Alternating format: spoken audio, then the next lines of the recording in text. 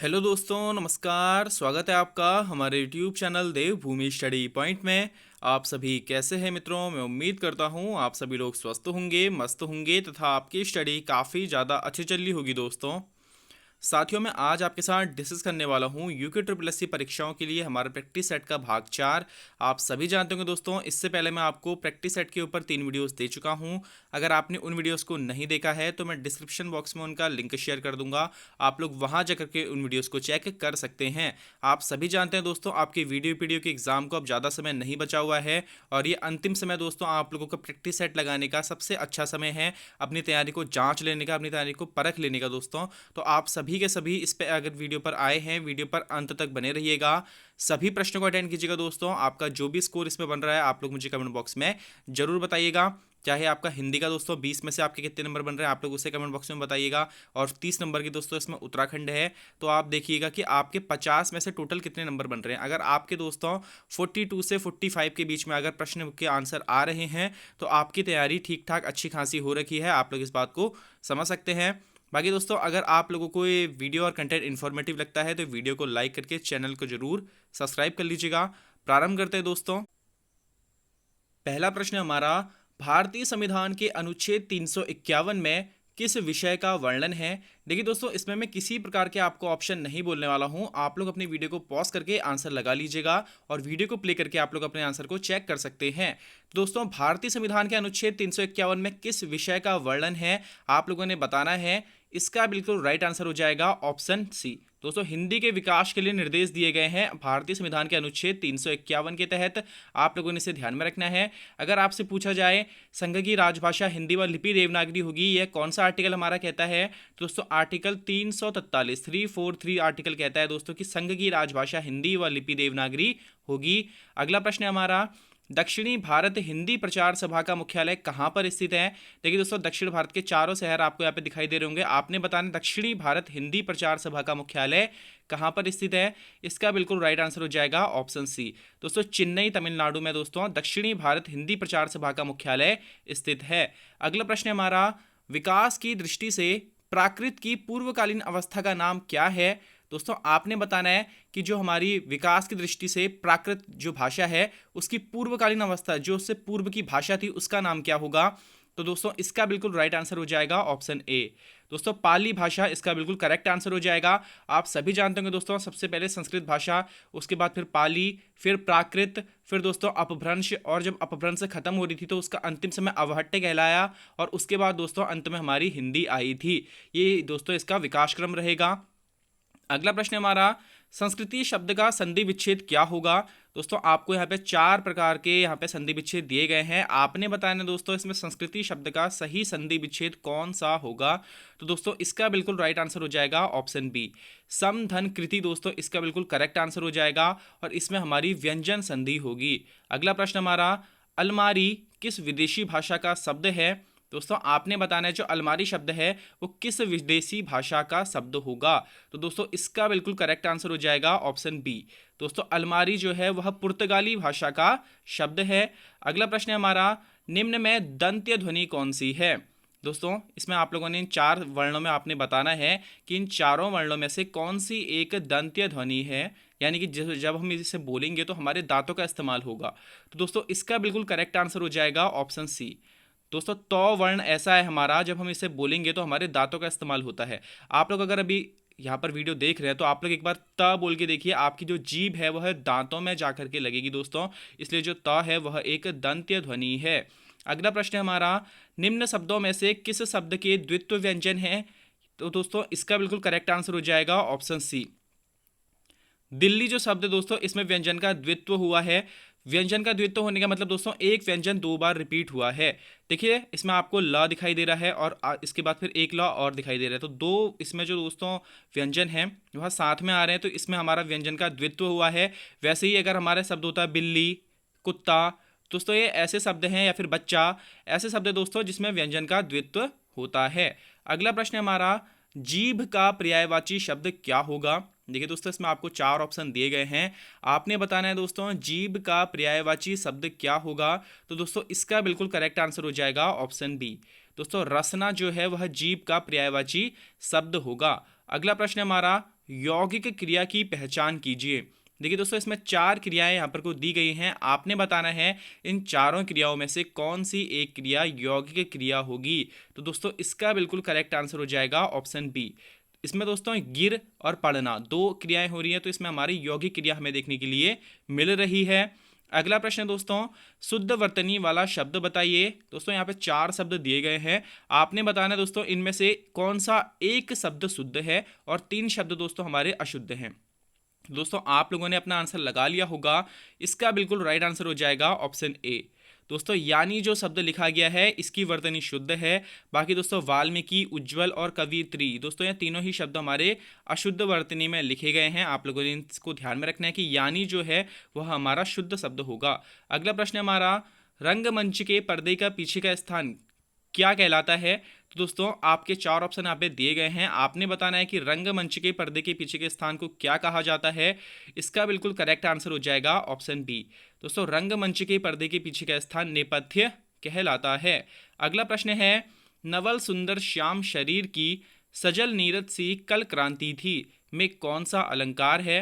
दोस्तों यहाँ पर आपको 4 अलंकार दिए गए हैं, आपने बताना है इन पंक्तियों में कौन सा अलंकार होगा। तो दोस्तों इसका बिल्कुल करेक्ट आंसर हो जाएगा ऑप्शन ए। दोस्तों नवल सुंदर श्याम शरीर की सजल नीरद सी कल क्रांति थी में उपमा अलंकार होगा। अब देखिए दोस्तों, आपने उपमा अलंकार को कैसे पहचानना है, आपने पंक्ति में देखना है कि सा, सी, सो, सम, सरिस, तुल्य, जैसा। अगर ऐसा किसी पंक्ति में आपको लगा हुआ दिखाई देता है तो उसमें हमारा उपमा अलंकार मौजूद होगा। जैसे इस पंक्ति में दोस्तों आप देख रहे होंगे सजल नीरद सी, इसमें सी लगा हुआ है दोस्तों, तो मैंने आपको बताया कि सा, सी, सो, सम, सरिस, तुल्य, ऐसे शब्द अगर किसी में लगे होंगे तो वहां पर हमारा उपमा अलंकार होगा। अगला प्रश्न है हमारा, पत्रकारिता शब्दावली में विज्ञापन को क्या कहते हैं। देखिए दोस्तों, पत्रकारिता शब्दावली में विज्ञापन को क्या कहते हैं आप लोगों ने बताना है। 4 ऑप्शन आपको यहाँ पे दिए गए हैं और आप सभी भाई बंधुओं ने अपने आंसर को लगा लिया होगा। दोस्तों इसका बिल्कुल करेक्ट आंसर हो जाएगा ऑप्शन ए। दोस्तों पत्रकारिता शब्दावली में विज्ञापन को बिल कहा जाता है, आप लोगों ने इसे भी ध्यान में रखना है। पत्रकारिता से दोस्तों हमारे अच्छे खासे प्रश्न हमें देखने के लिए मिलते हैं, तो आप लोग इस टॉपिक को भली भांति तैयार करके जाइएगा। व्याकरण तो दोस्तों देखो ऐसा है कि सभी के सभी लोग उसको देख करके जाते हैं, लेकिन जो दोस्तों ये ऐसे टॉपिक है ना, पत्रकारिता हो गया या फिर पत्र लेखन हो गया, तो दोस्तों इन सभी टॉपिक को आप लोगों ने भली भांति तैयार करना है। 2 से 3 प्रश्न यूके ट्रिपल एससी के एग्जाम में हमें यहाँ से देखने के लिए मिलते हैं। अगला प्रश्न दोस्तों, सरकारी पत्रों में किस शैली का प्रयोग होता है। देखिए दोस्तों इसमें 4 आपके ऑप्शन दिए गए हैं, 3 शैलियाँ दी गई हैं, आपने बताना है कि दोस्तों सरकारी पत्रों में इनमें से किस शैली का प्रयोग होता है। तो दोस्तों इसका बिल्कुल करेक्ट आंसर हो जाएगा ऑप्शन बी। दोस्तों सरकारी पत्रों में अन्य पुरुष शैली का प्रयोग किया जाता है, आप सभी इस बात से अवगत होंगे। अगर आप लोगों ने सरकारी पत्र वाला टॉपिक दोस्तों अभी तक अगर आप लोगों ने पढ़ा होगा तो आप लोगों को ये जानना बहुत ज़्यादा जरूरी है कि सरकारी पत्रों में अन्य पुरुष शैली का प्रयोग किया जाता है। अगला प्रश्न हमारा, एफिडेविट को हिंदी में क्या कहते हैं। तो दोस्तों एफिडेविट को हिंदी में क्या कहते हैं आप लोगों ने बताना है। दोस्तों पासपोर्ट के बारे में पूछा गया था हमारी परीक्षाओं में एक बार कि पासपोर्ट को हिंदी में क्या कहते हैं। दोस्तों पासपोर्ट को हिंदी में तो पारपत्र कहते हैं, लेकिन आपने बताना है अभी कि एफिडेविट को हिंदी में क्या कहते हैं। तो दोस्तों इसका बिल्कुल करेक्ट आंसर हो जाएगा ऑप्शन बी। दोस्तों एफिडेविट को हिंदी में हलफनामा कहते हैं। अगला प्रश्न है दोस्तों हमारा, 2 पंक्तियों के बीच नामक रचना किसकी है। देखिए दोस्तों यहाँ पे आपको 4 बड़े राइटर दिए गए हैं, आपने बताना है कि इन चारों में से किसकी यह रचना है 2 पंक्तियों के बीच। तो दोस्तों इसका बिल्कुल करेक्ट आंसर हो जाएगा ऑप्शन ए। दोस्तों 2 पंक्तियों के बीच राजेश जोशी जी की एक प्रमुख रचना है, जिसके लिए दोस्तों इन्हें साहित्य अकादमी पुरस्कार से भी सम्मानित किया गया था। अगला प्रश्न है, साहित्य अकादमी की सदस्यता ग्रहण करने वाली पहली महिला कौन थी। दोस्तों आपने बताना है कि साहित्य अकादमी जो पुरस्कार दिया जाता है वो दोस्तों साहित्य अकादमी की सदस्यता ग्रहण करने वाली पहली महिला कौन थी। तो दोस्तों इसका बिल्कुल करेक्ट आंसर हो जाएगा ऑप्शन बी। दोस्तों महादेवी वर्मा जी जो थी वह साहित्य अकादमी की सदस्यता ग्रहण करने वाली पहली महिला थी। अगला प्रश्न है दोस्तों, तपोभूमि शब्द में कौन सी संधि है। दोस्तों आपको यहाँ पे 4 संधियां दी गई हैं, आपने बताना है कि तपोभूमि शब्द में कौन सी संधि होगी। तो दोस्तों इसका बिल्कुल करेक्ट आंसर हो जाएगा ऑप्शन सी। तपोभूमि शब्द में दोस्तों विसर्ग संधि होगी और इसका संधि विच्छेद होगा तपह धन भूमि। अगला प्रश्न है दोस्तों, ईप्सित शब्द का विलोम क्या होगा। आपके 4 ऑप्शन यहाँ पे आपको दिए गए हैं दोस्तों, आपने बताना है ईप्सित शब्द का विलोम क्या होगा। तो दोस्तों इसका बिल्कुल करेक्ट आंसर हो जाएगा ऑप्शन ए। दोस्तों ईप्सित शब्द का विलोम अनीप्सित होगा, आप लोगों ने इसे भी ध्यान में रखना है, कंफ्यूज नहीं होना है। और दोस्तों हिंदी का अंतिम प्रश्न है, शब्द जब वाक्य में प्रयुक्त होने की योग्यता प्राप्त करता है तो उसे क्या कहा जाता है? तो दोस्तों इसका बिल्कुल करेक्ट आंसर हो जाएगा ऑप्शन ए। दोस्तों शब्द जब वाक्य में प्रयुक्त होने की योग्यता प्राप्त करता है तो उसे पद कहा जाता है। देखिए दोस्तों, अगर आप बोल रहे हैं बच्चा, स्कूल, घर, तो दोस्तों अगर आप ये खाली बच्चा बोल रहे हैं या फिर स्कूल बोल रहे हैं या फिर शब्द बोल या फिर कोई सभी ऐसा कोई शब्द बोल रहे हैं जो जब तक कि मतलब खाली आपने एक ही शब्द को बोल रखा है, जैसे बच्चा बोला, स्कूल बोला या फिर जाता बोला, लेकिन दोस्तों जब आपने इन सभी को कंबाइन कर दिया तब आपने बोला बच्चा स्कूल जाता है, तो दोस्तों जब आपने इनको सबको कंबाइन कर दिया तो यह सब क्या बन गए? पद बन गए। लेकिन जब आप इन्हें सिंगल सिंगल बोल रहे थे, जैसे आप बच्चा बोल रहे थे, स्कूल बोल रहे थे या फिर जाता बोल रहे थे, तो तब तक ये हमारे शब्द की श्रेणी में थे, लेकिन जैसे ही ये वाक्य में प्रयोग में आ गए तो दोस्तों ये हमारे पद बन जाते हैं। दोस्तों आपके यहाँ पे हिंदी के 20 क्वेश्चन समाप्त हो गए हैं। आप लोग मुझे अपने हिंदी के स्कोर और उत्तराखंड के स्कोर अलग अलग बताइएगा, जिससे कि आप लोगों का आकलन थोड़ा सा मुझको भी इसका आइडिया लग सके कि आप लोगों की भाई बहनों की तैयारी किस प्रकार की चल रही है और किस प्रकार का कंटेंट मैं आप लोगों को आगे और ज़्यादा प्रोवाइड करूँ। बाकी दोस्तों आप लोग मुझे ये भी बताइएगा कि क्या आप लोगों को फुल लेंथ प्रैक्टिस सेट चाहिए, जिसमें आप लोगों को जीके जीएस के प्रश्न भी 100 प्रश्न दोस्तों जो फुल लेंथ प्रैक्टिस सेट होगा उसमें आपको देखने के लिए मिलेंगे। इसमें आपको दोस्तों 20 हिंदी के, 40 उत्तराखंड के और 40 हमारे जीके जीएस के प्रश्न देखने के लिए मिलेंगे। दोस्तों अगर आप लोगों को उस पर वीडियो चाहिए तो आप लोग मुझे कमेंट बॉक्स में बताइएगा, मैं आप लोगों के लिए उस पर वीडियो लेकर के आ जाऊंगा। दोस्तों यहाँ पे से हमारी उत्तराखंड प्रारंभ हो रही है, मैं प्रयास करूंगा आप लोगों को उत्तराखंड की भी अधिक से अधिक तथ्य आप लोगों को प्रोवाइड करवा सकूं। बाकी दोस्तों आप लोगों को अगर वीडियो और कंटेंट इन्फॉर्मेटिव लग रहा है तो वीडियो को लाइक करके चैनल को जरूर सब्सक्राइब कर लीजिएगा। अकबर और सम्राट चंद्रगुप्त विक्रमादित्य की भांति किस शासक के दरबार में भी नवरत्न विराजते थे? देखिए दोस्तों आपको चारों राजाओं के नाम यहाँ पर दिए गए हैं, आपने बताना है कि अकबर और चंद्रगुप्त विक्रमादित्य की भांति किस एक राजा के दरबार में भी नवरत्न विराजते थे? तो दोस्तों इसका बिल्कुल करेक्ट आंसर हो जाएगा ऑप्शन बी। दोस्तों अकबर और चंद्रगुप्त विक्रमादित्य की भांति फतेह शाह के दरबार में भी नवरत्न विराजते थे, आप लोगों ने इसे ध्यान में रखना है। अगला प्रश्न दोस्तों, औताली क्या है? आपने बताना है दोस्तों, चार यहाँ पे आपको बताए गए हैं क्षेत्र की किसकी क्षेत्र से संबंधित हो सकता है। तो दोस्तों औताली क्या है आप लोगों ने बताना है, इसका बिल्कुल करेक्ट आंसर हो जाएगा ऑप्शन ए। दोस्तों औताली एक प्रकार का कर था जो कि पवार राजवंश के समय का एक दोस्तों राजनीतिक कर हुआ करता था, आप लोगों ने इसे भी ध्यान में रखना है कि पवार वंश से यह संबंधित कर है। अगला प्रश्न दोस्तों, रुड़की विश्वविद्यालय की स्थापना कब हुई थी? दोस्तों आपको चारों यहाँ पर ऑप्शन दिए गए हैं, आपने बताना दोस्तों रुड़की विश्वविद्यालय की स्थापना कब हुई थी? तो दोस्तों इसका बिल्कुल करेक्ट आंसर हो जाएगा ऑप्शन सी। दोस्तों रुड़की विश्वविद्यालय की स्थापना वर्ष 1847 में हुई थी और दोस्तों ये रुड़की जो विश्वविद्यालय है इसे दोस्तों वर्ष 2001 में आईआईटी का दर्जा दिया गया था, आपने इसे भी ध्यान में रखना है। अगला प्रश्न हमारा, किच्छा क्षेत्र का पुराना नाम क्या है? दोस्तों आपको चार नाम यहाँ पे दिए गए हैं, आपने बताना है दोस्तों किच्छा क्षेत्र का पुराना नाम क्या होगा? तो दोस्तों इसका बिल्कुल करेक्ट आंसर हो जाएगा ऑप्शन बी। दोस्तों किच्छा क्षेत्र का पुराना नाम दरऊ होगा। बाकी आप सभी जानते होंगे दोस्तों कि किच्छा क्षेत्र उधम सिंह नगर जिले में रुद्रपुर जो उसका जिले का मुख्यालय है उसके आसपास पड़ता है। अगला प्रश्न हमारा, ऊन नगरी के नाम से प्रसिद्ध है, कौन सी एक जगह दोस्तों ऊन की नगरी के नाम से प्रसिद्ध है, आप लोगों ने बताना है। तो दोस्तों इसका बिल्कुल करेक्ट आंसर हो जाएगा ऑप्शन डी। दोस्तों मुनस्यारी जो है वह ऊन नगरी के नाम से प्रसिद्ध है, आप सभी जानते होंगे कालीन के उत्पादन के लिए तो दोस्तों मुनस्यारी काफ़ी ज़्यादा मात्रा में फेमस है। आप सभी जानते होंगे दोस्तों पिथौरागढ़ का ये जो क्षेत्र है काफ़ी ऊंचाई पर स्थित है और यहाँ पर को यह सभी जितने भी गर्म कंबल वगैरह जितने हैं यहाँ सब यहाँ पे तैयार किए जाते हैं। अगला प्रश्न दोस्तों, गढ़वाल सर्वदलित परिषद का गठन सन 1928 में किसने किया था? दोस्तों आपको चारों यहाँ पर नाम दिए गए हैं, आपने बताना है दोस्तों गढ़वाल सर्वदलित परिषद का गठन सन 1928 में किसने किया था? तो दोस्तों इसका बिल्कुल करेक्ट आंसर हो जाएगा ऑप्शन सी। दोस्तों जयानंद भारती जी के द्वारा गढ़वाल सर्वदलित परिषद का गठन वर्ष 1928 में किया गया था। देखिए दोस्तों आपने एक तो ये ध्यान रखना है कि गढ़वाल सर्वदलित परिषद का गठन कब हुआ है, दोस्तों वर्ष 1928 में हुआ है और किसके द्वारा किया गया है? तो जयानंद भारती जी के द्वारा किया गया है। अगला प्रश्न हमारा, श्री नंदा देवी राजजात यात्रा किस गांव से प्रारंभ होती है? दोस्तों आपको चार गांव यहाँ पर दिए गए हैं, आपने बताना है कि नंदा देवी राजजात यात्रा किस गांव से प्रारंभ होती है और आप सभी भाई बंधुओं ने इसका आंसर लगा लिया होगा दोस्तों, इसका बिल्कुल करेक्ट आंसर हो जाएगा ऑप्शन सी। दोस्तों नंदा देवी राजजात यात्रा कासवा गांव से प्रारंभ होती है चमोली जिले के। अगला प्रश्न दोस्तों, उत्तराखंड में पंचायती राज एक्ट लागू कब हुआ था? दोस्तों आपको यहाँ पे 4 सन दी गई है। आपने बताना है कि उत्तराखंड में पंचायती राज एक्ट कब लागू किया गया था। दोस्तों इसका बिल्कुल करेक्ट आंसर हो जाएगा ऑप्शन बी, वर्ष 2016 में दोस्तों उत्तराखंड में पंचायती राज एक्ट लागू हुआ था। 4 अप्रैल 2016 आप लोग डेट याद रख सकते हैं। अगला प्रश्न दोस्तों, गोरखाओं के शासन में मिझारी कर किससे लिया जाता था। दोस्तों 4 आपको यहाँ पर ऑप्शन दिए गए हैं। आपने बताना है कि गोरखाओं के शासन में मिझारी कर किससे लिया जाता था। अब देखिए दोस्तों प्रश्न का पैटर्न क्या क्या रह सकता है। वो पूछेगा मिझारी क्या है, तो आपने ध्यान रखना है कर है। किसके शासनकाल में लिया जाता था, दोस्तों गोरखाओं के शासनकाल में लिया जाता था। किससे लिया जाता था, दोस्तों इसका बिल्कुल करेक्ट आंसर हो जाएगा ऑप्शन सी, यानी कि दोस्तों शिल्पकारियों और जागरिया ब्राह्मण दोनों से ही दोस्तों गोरखाओं के शासनकाल में मिझारी कर लिया जाता था। अगला प्रश्न हमारा, हिमालय संग्रहालय की स्थापना कब हुई थी। दोस्तों आपको 4 यहाँ पे सन दी गई हैं। आपने बताना है कि हिमालय संग्रहालय की स्थापना कब हुई थी। दोस्तों इसका बिल्कुल करेक्ट आंसर हो जाएगा ऑप्शन ए।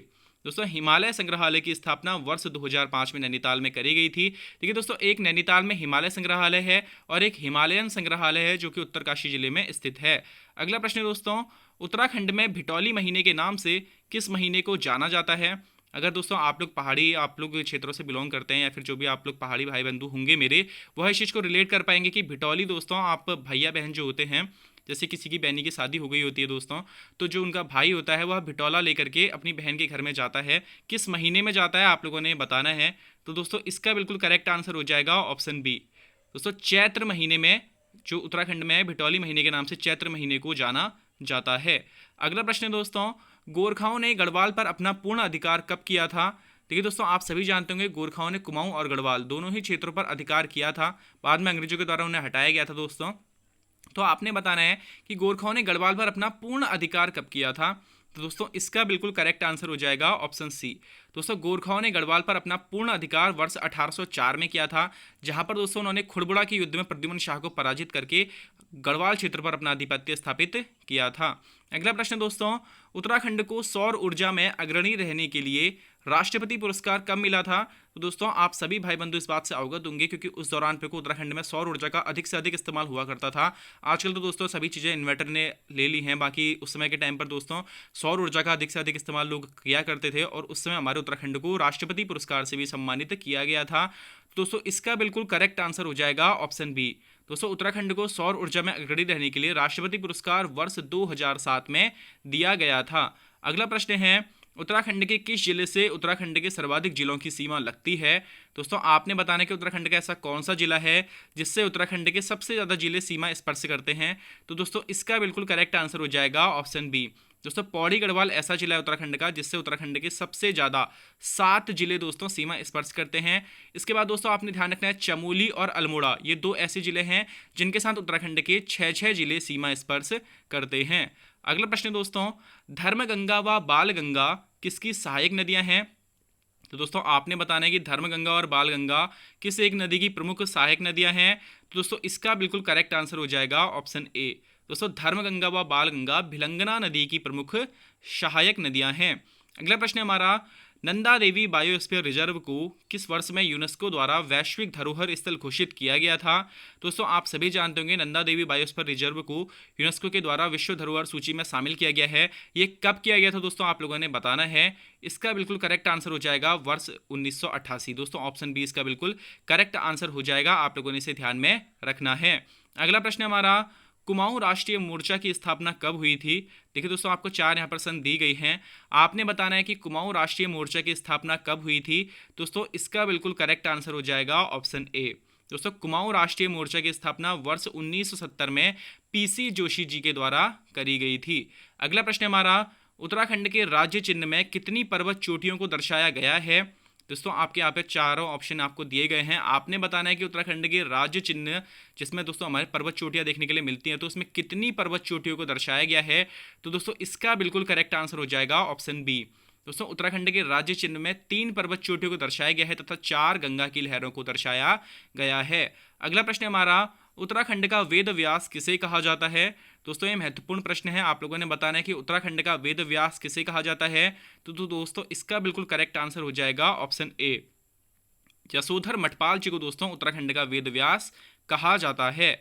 अगला प्रश्न हमारा, उत्तराखंड राज्य विधेयक को राष्ट्रपति की स्वीकृति कब मिली थी? अब दोस्तों आप लोगों ने बताना कि उत्तराखंड राज्य जो विधेयक था उसको राष्ट्रपति जी के द्वारा स्वीकृति कब दी गई थी। तो दोस्तों इसका बिल्कुल करेक्ट आंसर हो जाएगा ऑप्शन बी, 28 अगस्त सन 2000 को दोस्तों उत्तराखंड राज्य विधेयक को राष्ट्रपति की स्वीकृति मिली थी। अगला प्रश्न है हमारा, टिहरी रियासत का शेरशाह सूरी किसे कहते हैं? दोस्तों आपको 4 राजाओं के नाम यहाँ पर दिए गए हैं, आपने बताना है कि टिहरी रियासत के किस राजा को शेरशाह सूरी के नाम से भी जाना जाता है। तो दोस्तों इसका बिल्कुल करेक्ट आंसर हो जाएगा ऑप्शन ए। दोस्तों नरेंद्र शाह को टिहरी रियासत का शेरशाह सूरी कहा जाता है। अगला प्रश्न हमारा, उत्तराखंड में किस नदी को राठवाहिनी या रथवाहिनी कहा जाता है? देखिए दोस्तों कभी भी कुछ भी आ सकता है, कभी कभी हमें राठ वाहिनी देखने के लिए मिलता है या फिर कभी कभी रथ वाहिनी देखने के लिए मिलता है। आपने दोनों ही नामों को ध्यान में रखना है कि उत्तराखंड में किसी एक नदी को राठ वाहिनी या रथ वाहिनी कहा जाता है। आपने बताना है दोस्तों किस नदी को राठ वाहिनी या फिर रथ वाहिनी कहा जाता है। तो दोस्तों इसका बिल्कुल करेक्ट आंसर हो जाएगा ऑप्शन सी, रामगंगा। दोस्तों रामगंगा नदी को, जो हमारी उत्तराखंड की नदी है, इसे राठ वाहिनी या रथ वाहिनी नाम से भी जाना जाता है। अगला प्रश्न दोस्तों, उत्तराखंड की पूर्व से पश्चिम तक की लंबाई कितनी है? दोस्तों आपको चारों यहाँ पर लंबाई दी गई हैं, आपने बताना है कि उत्तराखंड की पूर्व से पश्चिम तक की लंबाई कितनी होगी। तो दोस्तों इसका बिल्कुल करेक्ट आंसर हो जाएगा ऑप्शन सी। दोस्तों उत्तराखंड की पूर्व से पश्चिम तक की लंबाई हमारी 358 किलोमीटर होगी, 358 किलोमीटर है। और बाकी दोस्तों अगर आपसे पूछा जाए उत्तराखंड की उत्तर से दक्षिण तक की लंबाई, तो तब दोस्तों आपने ध्यान में रखना है कि उत्तराखंड की उत्तर से दक्षिण तक की लंबाई लगभग 320 किलोमीटर है। अगला प्रश्न दोस्तों, पहाड़ पर लालटेन किस साहित्यकार की कृति है? दोस्तों कितनी ही बार ये रचना हमें अपने एग्जाम में देखने के लिए मिली है, तो आप लोगों ने इसे दोस्तों जरूर ध्यान में रखना चाहिए, आगे भी इसकी बनने की पूरी संभावना है। तो दोस्तों आप सभी भाई बंधुओं ने अपना आंसर लगा लिया होगा, इसका बिल्कुल राइट आंसर हो जाएगा ऑप्शन बी। दोस्तों पहाड़ पर लालटेन मंगलेश डबराल की एक प्रमुख रचना है। अगला प्रश्न दोस्तों, उत्तराखंड में छोटा कैलाश किस जिले में स्थित है? दोस्तों आपने बताना कि उत्तराखंड में छोटा कैलाश किस जिले में स्थित है। आप सभी भाई बंधुओं ने अपने आंसर को लगा लिया होगा दोस्तों, इसका बिल्कुल राइट आंसर हो जाएगा ऑप्शन सी। दोस्तों उत्तराखंड में छोटा कैलाश पिथौरागढ़ में स्थित है। बाकी दोस्तों आपने ध्यान रखना है कि छोटा कैलाश को आदि कैलाश या फिर ओम पर्वत नाम से भी जाना जाता है। अगला प्रश्न हमारा, गौरा देवी को वृक्ष मित्र पुरस्कार कब प्राप्त हुआ था? आप सभी जानते होंगे दोस्तों गौरा देवी को चिपको विमन के नाम से जाना जाता है। आपने बताना है दोस्तों कि गौरा देवी को वृक्ष मित्र पुरस्कार कब प्राप्त हुआ था। तो दोस्तों इसका बिल्कुल करेक्ट आंसर हो जाएगा ऑप्शन बी। दोस्तों वर्ष 1986 में गौरा देवी को वृक्ष मित्र पुरस्कार प्राप्त हुआ था। अगला प्रश्न दोस्तों, राज्य हथकरघा एवं हस्तशिल्प विकास परिषद किस ब्रांड नेम से उत्पादों का विक्रय करती है? यानी कि दोस्तों हाथ से बने हुए जितने भी उत्पाद है हमारे, तो उसको दोस्तों हस्तशिल्प विकास परिषद किस ब्रांड के नाम से उत्पाद जो है हमारे उनको बेचती है? तो दोस्तों इसका बिल्कुल करेक्ट आंसर हो जाएगा ऑप्शन बी। दोस्तों राज्य हथकरघा एवं हस्तशिल्प विकास परिषद हिमाद्री ब्रांड नेम से उत्पादों का विक्रय करती है। अगला प्रश्न हमारा, किस शैल चित्र में मानव को शिकार करते हुए हाथों में हाथ डालकर नृत्य करते हुए दिखाया गया है? तो दोस्तों आपने बताना है कि किस एक शैल चित्र यानी कि पत्थर के चित्र में मानव को शिकार करते हुए हाथों में हाथ डालकर डांस करते हुए दिखाया गया है। तो दोस्तों इसका बिल्कुल करेक्ट आंसर हो जाएगा ऑप्शन बी। दोस्तों लोथाफ में आप लोगों ने ध्यान रखना है कि लोथाफ में मानव को हाथों में हाथ डालकर नृत्य करते हुए दिखाया गया है। अगला प्रश्न दोस्तों, गढ़वाल में हिंदी पत्रकारिता का भीष्म पितामह किसे कहा जाता है? दोस्तों आप लोगों ने बताना है कि गढ़वाल में हिंदी पत्रकारिता जो भी थी उसका भीष्म पितामह किसे कहा जाता है। तो दोस्तों इसका बिल्कुल करेक्ट आंसर हो जाएगा ऑप्शन ए। दोस्तों गढ़वाल में विशंबर दत्त चंदोला जी को हिंदी पत्रकारिता का भीष्म पितामह कहा जाता है। और दोस्तों आज का अंतिम प्रश्न हमारा, तैमूर लंग ने हरिद्वार पर आक्रमण कब किया था? आप सभी इस बात से अवगत होंगे दोस्तों, आप सभी लोगों ने इसको जरूर पढ़ा होगा और आप सभी भाई बंधुओं ने इसे अपना आंसर लगा लिया होगा। इसका बिल्कुल करेक्ट आंसर हो जाएगा ऑप्शन बी। दोस्तों तैमूर लंग ने हरिद्वार पर वर्ष 1398 में आक्रमण किया था। आप लोगों ने इसे ध्यान में रखना है। बाकी दोस्तों आप लोग मुझे बताइएगा आपको ये वीडियो कैसा लगा है और आपका जो भी इसमें स्कोर बना है, चाहे आपका हिंदी हो चाहे आपका उत्तराखंड हो, आप दोनों के ही स्कोर मुझे कमेंट बॉक्स में जरूर बताइएगा। और आपके अगर कोई सजेशन है दोस्तों, अगर आप लोगों को फुल लेंथ प्रैक्टिस सेट चाहिए तो आप लोग मुझे कमेंट बॉक्स में बता सकते हैं दोस्तों। मैं अगली वीडियो आपके लिए फुल लेंथ प्रैक्टिस सेट की लेकर के आऊँगा, जिससे कि आप लोगों की तैयारी में आपको और ज़्यादा हेल्प हो जाएगी। बाकी दोस्तों अगर आप लोगों को ये वीडियो और कंटेंट इन्फॉर्मेटिव लगता है तो वीडियो को लाइक करके चैनल को जरूर सब्सक्राइब कर लीजिएगा। आपको आपके आने वाले एग्जाम के लिए हार्दिक बधाई शुभकामनाएं देते हुए मैं अपनी वाणी को विराम देता हूं दोस्तों। धन्यवाद।